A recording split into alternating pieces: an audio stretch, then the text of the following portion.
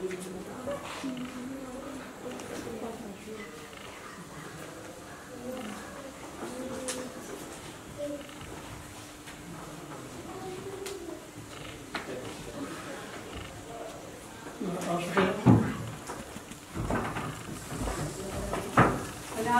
जानु छ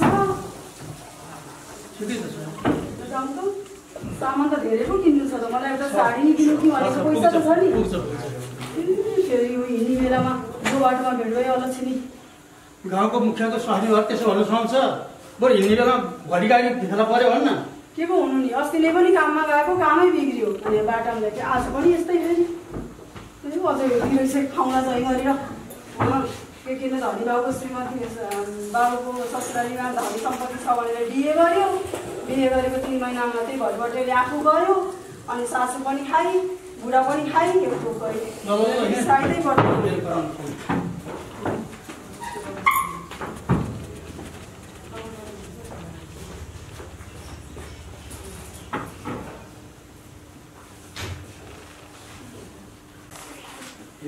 हेर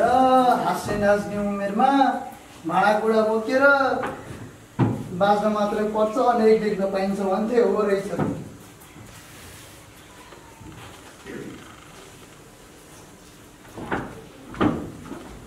भाउजू दिनु मैले के छोड्दिनु कति दुःख गर्नु छ कति दुःख गर्नु देवर भनेको दाइ पछिको देवर भनेको त तपाईँको दाइ नभए पनि देवर त छ नि तपाईँलाई किन टेन्सन लिनुहुन्छ त्यसो नगर्नु तपाईँ दिनु के मलाई दिनु के भाउजू तपाईँ दिनु न कस्तो टेन्सन भाउजूलाई कसरी नराम्रो नजरले हेर्छ कस्तो भाउजू पनि अचम्म हुनुहुन्छ मलाई यस्तो बारे मन पर्दैन है बाबु के भन्नु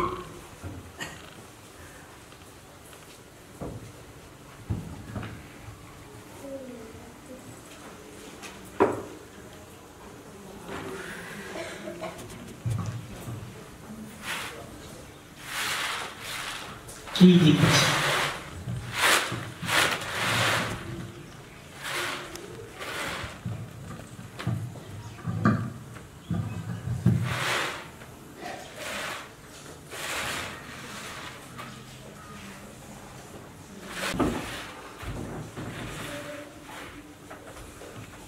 तपाईहरु सबैजना मेरो घरमा किन आउनु भएको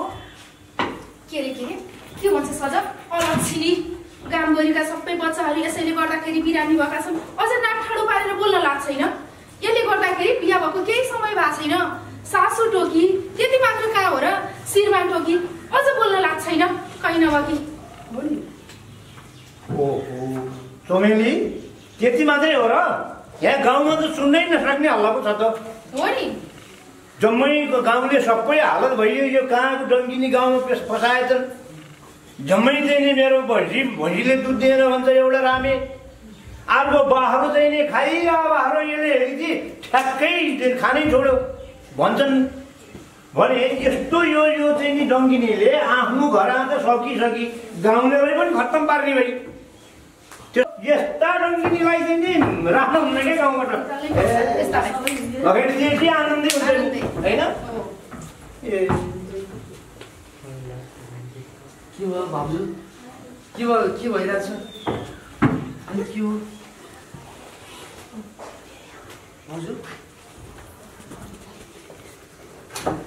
के देख्दैछु मैले यो चम्पाको के भइरहेछ यस्तो यो यसैले टोकी यो बक्सी हो यो चुनावी हो के गराउनु भएको तपाईँले यस्तो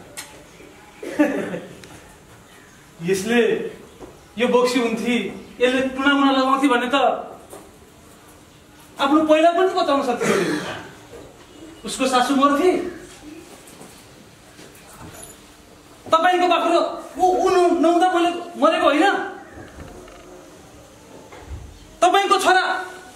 ऊ नहुँदा बितेको होइन अनि सबै हस्पिटलमा भएका बिरामीहरू यो चम्पाले गर्दा बिरामी भएको हो कस्तो संस्कारमा छौँ हामी के गर्दैछौँ हामी कता कता जाँदैछ संसार? यो समाज कतातिर डोरिँदैछ? थाहा पाउनु पर्दैन?